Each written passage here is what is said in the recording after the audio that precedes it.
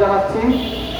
একটা বিষয় হচ্ছে কতটা দুঃখজনক যে রাষ্ট্রের যারা বিভিন্ন পর্যায়ের নাগরিক রয়েছে সেই নাগরিকদের সুযোগ সুবিধা নিশ্চিতকরণ এটি রাষ্ট্রের একটা মৌলিক দায়িত্ব। আমরা জানি রাষ্ট্রের কিছু বিশেষ নাগরিক রয়েছে যাদেরকে আমরা প্রতিবন্ধী বলি, যাদেরকে আমরা বিশেষ চাহিদা সম্পন্ন বলি, কিংবা যাদেরকে আমরা অটিস্টিক বলি। কিন্তু দেখেন, আমরা যাই বলি না কেন, এই মানুষগুলো কিন্তু নিজেরা এইভাবে বিশেষ চাহিদা সম্পন্ন হয়নি। এরা সৃষ্টিকর্তার প্রদত্ত ভাবেই তাদের নিজেদের কোনো একটা হয়তো দুর্বলতা রয়েছে, অন্য স্বাভাবিক মানুষের মতো তারা জীবনযাপন করতে পারেন না। কিন্তু রাষ্ট্রের উচিত সকল নাগরিকের পাশাপাশি এই বিশেষ চাহিদা সম্পন্ন নাগরিকদেরকে আলাদাভাবে গুরুত্ব প্রদান করা। রাষ্ট্র যখন সেই গুরুত্ব প্রদান করতে ব্যর্থ হয়, রাষ্ট্রের সমাজের কিছু মানুষ থাকে যারা নিজেদের উদ্যোগে, নিজেদের এই আকাঙ্ক্ষা চেষ্টায় তারা তাদের জন্য কিছু করার চেষ্টা করে। সেরকমই একটা উদ্যোগ আমার কাছে মনে হয় এই যে প্রতিবন্ধী স্কুলগুলো রয়েছে। একেবারেই গ্রাম বাংলার প্রত্যেকটা মানুষ যারা বিভিন্ন জায়গায় প্রতিবন্ধী মানুষদেরকে নিয়ে কাজ করার চেষ্টা করে যাচ্ছেন, তারা দীর্ঘ 17 বছর তাদের নিজেদের বিনা পারিশ্রমিকে তারা আমাদের এই রাষ্ট্রের যে জায়গাগুলো সেই জায়গাগুলোতে তারা শ্রম দেওয়ার চেষ্টা করছেন। তারা প্রতিবন্ধী যেই শিক্ষার্থী রয়েছেন তাদেরকে যারা যেন পিছিয়ে না থাকেন, এমনিতেই তো তারা তাদের একটা বিশেষ সমস্যার কারণে অন্য নাগরিকদেরকে থাকে তারা পিছিয়ে থাকেন। তারপরে যদি তারা আবার রাষ্ট্রের একটা স্বাভাবিক প্রতিষ্ঠানে তারা করতে না পারেন, তারা যদি রাষ্ট্রের সেই সুযোগ সুবিধাগুলো না পান, তাহলে তো তারা আরো পিছিয়ে যাবেন। তারা যারা পিছিয়ে না করেন সেই কথা মাথায় রেখে কিছু মহৎ শিক্ষকগণ এরকম বিদ্যালয়গুলো প্রতিষ্ঠা করেছেন। কিন্তু আমরা দেখেছি 17 বছর সময়, একটা লম্বা সময়, এই বিশেষ চাহিদা সম্পন্ন ব্যক্তিদের জন্য এই সরকার তেমন কোনো, এই প্রতিবাদী বিগত সরকার তেমন কোনো উদ্যোগ গ্রহণ করে নাই। এটি একটি রাষ্ট্রের জন্য লজ্জা। এটি আমরা যে একটি ইনক্লুসিভ, একটি মানবিক রাষ্ট্র তৈরি করার কথা বলছি, সেই রাষ্ট্র তৈরির ক্ষেত্রে এটি অন্তরায়। আমরা মনে করি আমরা যদি ইনক্লুসিভ এবং একটি মানবিক রাষ্ট্র আমরা তৈরি করতে চাই, তাহলে আমাদের যে সমস্ত প্রতিবন্ধী ভাই বোনেরা রয়েছে তাদের জন্য আলাদা শিক্ষা প্রতিষ্ঠান, আলাদা ভাতা, আলাদা বেতন এটি রাষ্ট্রের নিশ্চিত করার কথা। সেটি সঠিকভাবে নিশ্চিত করতে পারে নাই, তখন যেই মানুষগুলো উদ্যোগ নিয়েছে তাদের স্বীকৃতি দেওয়া রাষ্ট্রের প্রধান কাজ। কিন্তু আমরা দেখেছি রাষ্ট্র সেই স্বীকৃতি দিতে ব্যর্থ হয়েছে। আমরা দেখেছি সেই রাষ্ট্রদেরকে গুরুত্ব দিচ্ছে না। এরা দীর্ঘদিন রাস্তায় এখানে পড়ে আছে, কিন্তু রাষ্ট্র এমন দৃশ্যমান কোনো ধরনের কোনো পদক্ষেপ তাদেরকে নিয়ে এখন পর্যন্ত নেয়নি যেন তারা আসলে বাড়ি ফিরে যেতে পারে। কিংবা এই প্রতিবন্ধী শিক্ষার্থীদেরকে কি হবে।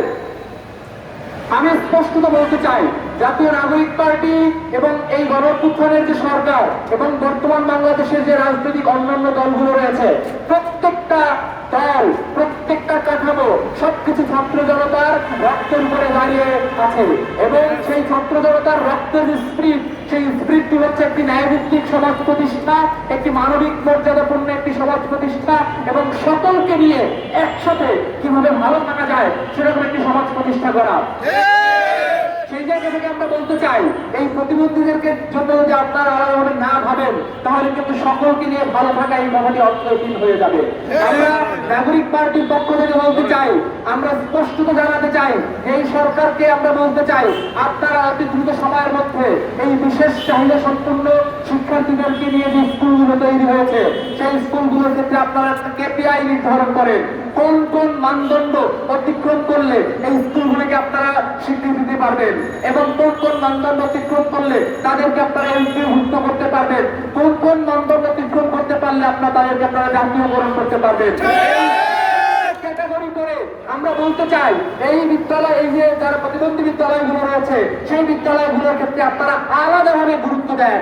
কারণ এইখানে যে সন্তানগুলো পড়ে সেই সন্তানগুলো সমাজে এমনিতেই অবহেলিত, তারা সমাজের অন্য অনেক জায়গায় পার্টিসিপেট করতে পারে না।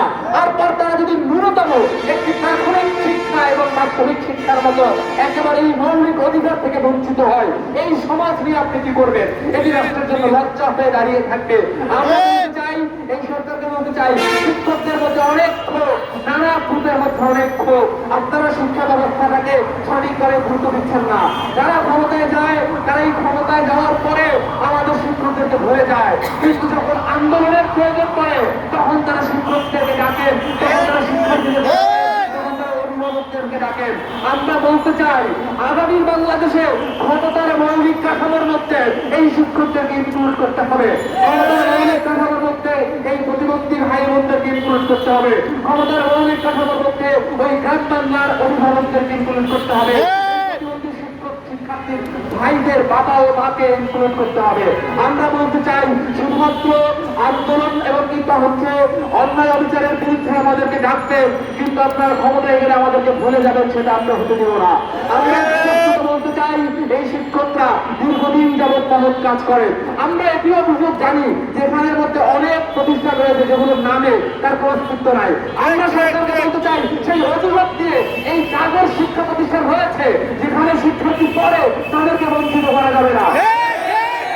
যদি কোনো প্রতিষ্ঠান থাকে যেটি শুধু নামে শিক্ষক শিক্ষার্থী নেই তাদেরকে আপনারা আইডেন্টিফাই করেন, তাদেরকে বাদ দেন, কিন্তু যাদের শিক্ষা প্রতিষ্ঠানগুলো রয়েছে যা যেখানে প্রতিবন্ধী ভাই বোনেরা পড়ে, যেখানে শিক্ষক রয়েছে, যেখানে দীর্ঘদিন ধরে পরিশ্রম করতেন, সেই জায়গাগুলোর শিক্ষকদেরকে আপনার যথাযথ মূল্যায়ন করতে হবে, তাদেরকে একটা প্রক্রিয়ার মধ্যে নিয়ে আসতে হবে।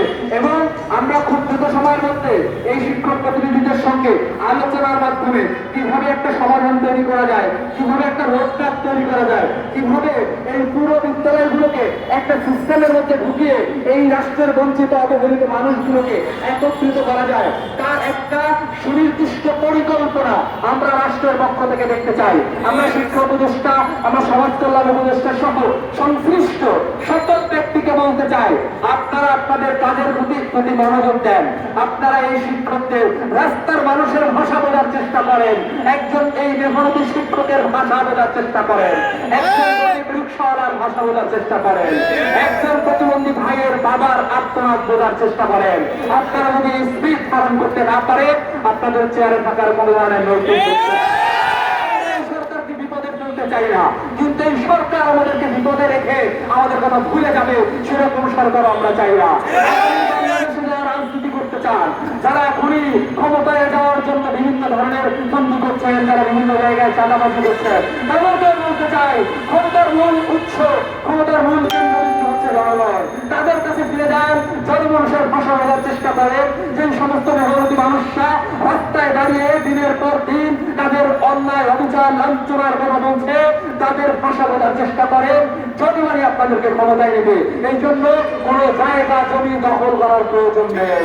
আমরা বলতে চাই আগামী বাংলাদেশ হবে দখলদার মুক্ত বাংলাদেশ, আগামী বাংলাদেশ হবে শিক্ষক বান্ধব বাংলাদেশ, আগামী বাংলাদেশ হবে শিক্ষা প্রতিষ্ঠান বান্ধব বাংলাদেশ, আগামী বাংলাদেশ হবে মেহনতি গরিব মানুষের শিক্ষা চিকিৎসা বাসস্থান নিশ্চিত করার বাংলাদেশ। আগামী বাংলাদেশে যারা এই প্রতিশ্রুতি দিবে যে শিক্ষার পাশে দাঁড়াবে, যারা শিক্ষকদের পাশে দাঁড়াবে, যারা মানুষের খাদ্য চিকিৎসার মৌলিক অধিকারগুলো নিশ্চিত করবে, তারাই আমাদের বাংলাদেশে রাজনীতি করতে পারবে, আমাদের ক্ষমতা নিতে পারবে।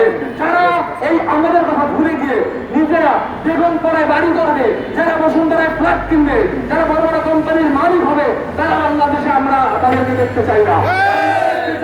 যারা মৌলিক অধিকার শিক্ষা এবং খাদ্য এই দুইটা বিষয় অন্তত আমাদের চিকিৎসা, এই তিনটা বিষয় অন্তত আমাদের সাথে যারা বেইমানি করবে না, আমরা তাদের পাশে দাঁড়াবো, আমরা তাদেরকে নিয়ে এগিয়ে চলবো।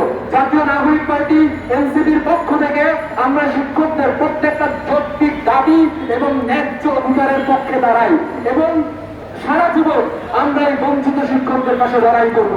তাতে যদি কোনো ক্ষমতার আমাদেরকে অপছন্দ করে, আমাদের বিরোধিতাও করে, আমাদেরকে ক্ষমতায় যেতে দিতে নাও চায়, তারপরেও আমরা এই আগামীর বাংলাদেশে এই বঞ্চিত শিক্ষকদের পাশে থাকবো, তাদের ন্যায্য অধিকার নিয়ে বলবো, তাদের পাশে আমরা থাকবো।